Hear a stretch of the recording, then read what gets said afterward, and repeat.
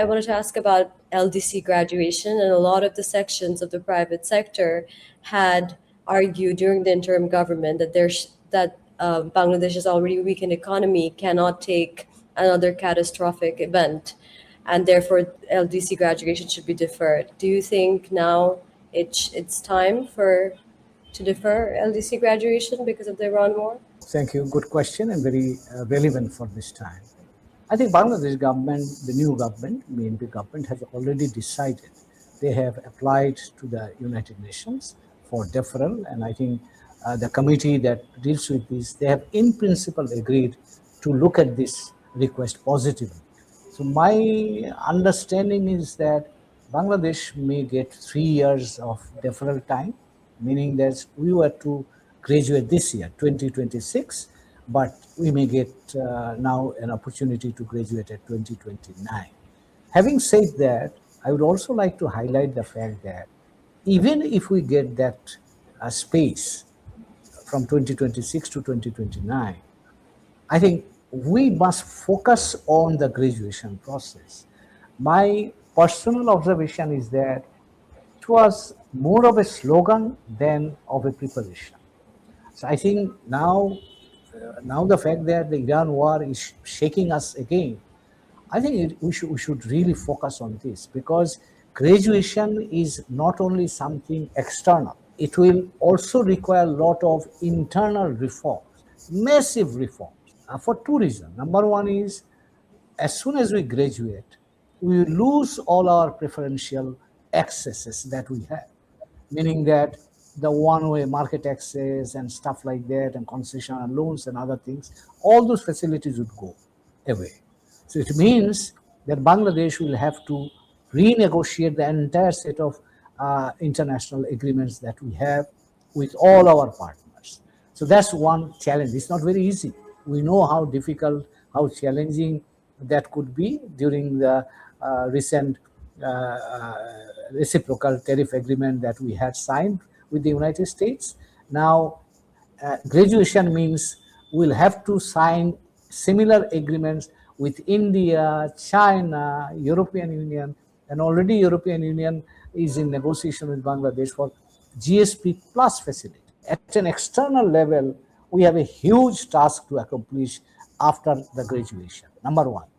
The second part would be, correspondingly, we have to do huge or major reforms in our domestic environment. For example, the moment we graduate, the moment we ask European Union to give us GSP plus facility, we have to sign all the human rights records or documents. It means we'll have to reorganize our governance structure here.